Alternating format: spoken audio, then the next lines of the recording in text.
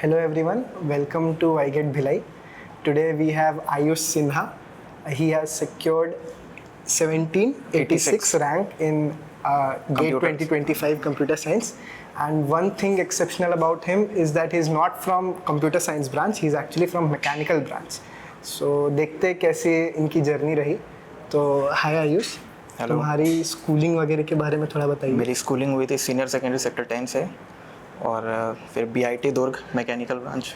Okay, सो कैसे तुम्हारे मन में थॉट आया कि तुम्हें गेट परस्यू करना चाहिए, वो भी दैट टू इन CS? मैं जब 11th में था ना, मैं CS लिया था और मेरा CS मेरे को समझ में नहीं आता था, इंटरेस्ट नहीं आ रहा था. फिर जब मैं फर्स्ट ईयर में आया, मैं कोडिंग सीखता था तो मेरे को बहुत इंटरेस्टिंग लगा. वेब डेवलपमेंट सीखा, बहुत इंटरेस्टिंग था. तो फिर वहीं से ही मेरे को थोड़ा कन्फ्यूजन था कि प्लेसमेंट साइड जाना है या गेट साइड जाना है. तो मेरे एक भैया है, iGet आते थे वो भी, तो उन्होंने रिकमेंड किया कि एक बार सिद्धार्थ सर से मिल लो. तो फिर मैं कोर्स परचेज़ कर लिया. और फिर पढ़ते पढ़ते मेरे को ऐसा लगा कि गेट पढ़ने से मेरे CS के फंडामेंटल्स बहुत ज़्यादा स्ट्रांग हो जाएंगे. तो इस वजह से फिर मैं पढ़ता चला गया गेट का. और so when did you join iGet? 6th same में. 6th सेमेस्टर में. तो तुम कैसे मैनेज करते थे, क्योंकि मैकेनिकल की भी स्टडी करनी पड़ती होगी और इसके लिए सेपरेट प्रिपरेशन करना तो मैं सेमेस्टर एग्जाम के एक सप्ताह पहले ही पढ़ता था. और बाकी पूरा टाइम तो फिर रिकॉर्डिंग लेक्चर्स ऐसे ही. ओके, तो कैसे तुमने अपना सब्जेक्ट्स प्रिपेयर किया और क्या फ्लो था तुम्हारे प्रिपरेशन का? मैं पहले इजी सब्जेक्ट से शुरू किया था, C डेटा स्ट्रक्चर एल्गोरिथम, और ऐसे ही करते करते लास्ट तक के गया था. और जब मैं फर्स्ट टाइम प्रिपेयर कर रहा था, मेरे 3-4 सब्जेक्ट छूट गए थे. ओके, CN और COOS और DMS ये छूट गए थे मेरे. और मैथ्स भी था एक. तो इस वजह से मेरी रैंक थोड़ी उतनी अच्छी नहीं आ पाई थी, पर मैं क्वालिफाई कर गया था. ओके, फिर उसके बाद तुमने क्या इम्प्रूव किया? मेरे जो सब्जेक्ट छूटे थे मैं उसको पढ़ा. और फर्स्ट टाइम जब मैं गेट दिया था, मेरे से गलती हो गई थी कि मैं सर्कुलर रिवीजन नहीं करता था, बस आगे पढ़ता चला गया. तो उस वजह से जब टाइम आया था सब फुल लेंथ का, तब फिर मेरे को याद नहीं आता था.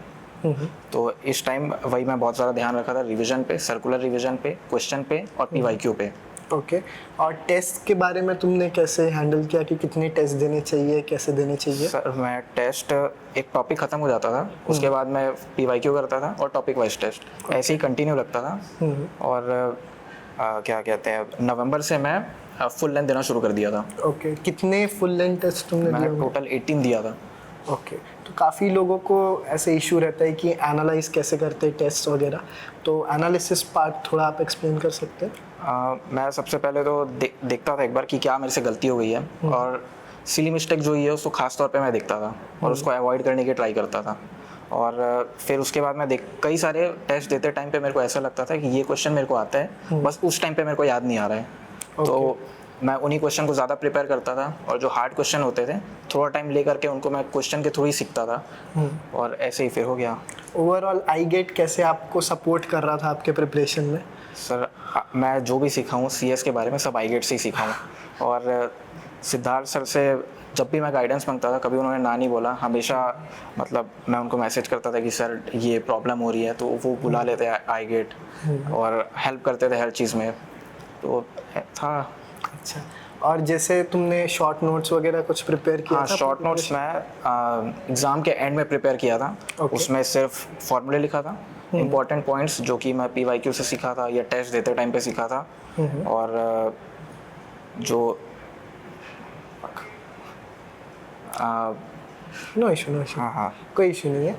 और फिर उसके बाद मैं ये पूछना चाहूँगा कि तुमने मैकेनिकल के साथ ये प्रिपेयर किया, हाँ, तो लाइक तुमको कैसे मतलब मैंने पहले ही पूछा कि मैनेज कैसे हुआ ये चीज़, क्योंकि मैं पर्सनली मैं CS से ही हूँ, तो मैं तो रिलेट कर सकता हूँ. तो कुछ तो हर्डल्स होगी जो कि और भी लोग होंगे जो डिफरेंट ब्रांच के होंगे, जो चाह रहे होंगे गेट CS या इंटरडिसिप्लिनरी ब्रांच में गेट देना चाहते होंगे, तो उनके लिए क्या कुछ टिप्स आप देना चाहते हो? प्रॉब्लम एक ही होती है कि जैसे मैं गेट CS को समझता था एकदम अच्छे से, एनालिसिस करता था, लेकिन मैकेनिकल में रट्टा लगाना पड़ता था सेमेस्टर एग्जाम के लिए. तो वो थोड़ा प्रॉब्लम हो जाता था एग्जाम के टाइम पे, क्योंकि एक तरफ मेरे को समझना होता है और एक तरफ जो है रट्टा लगाना है, तो वो प्रॉब्लम होती थी बस.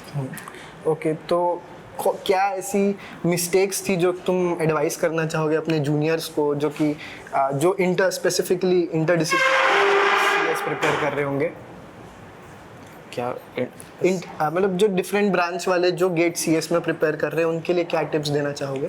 टिप्स? गेट बहुत इजी एग्ज़ाम है और हो जाता है, मैकेनिकल का हो या कोई भी और ब्रांच से भी हो तो उसके साथ में प्रिपरेशन हो जाती है, बस डेली कंसिस्टेंट पढ़ते रहना है और बस एक दिन रिजल्ट आ जाता है अच्छा सा।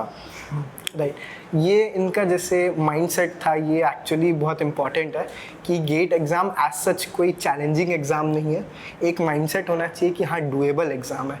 एट द एंड वो तुम्हारे टेक्निकल कोर ब्रांच का ही एग्ज़ाम है और यहाँ तो आयुष का जो ब्रांच है वो भी डिफरेंट था, तो even he is considering GATE as an doable exam. So I think everyone can get a little motivated from this. Hopefully आप सब इनके जर्नी को थोड़ा सा एक्सपीरियंस में रखें और देखें। Okay, thank you Ayush. Thank you.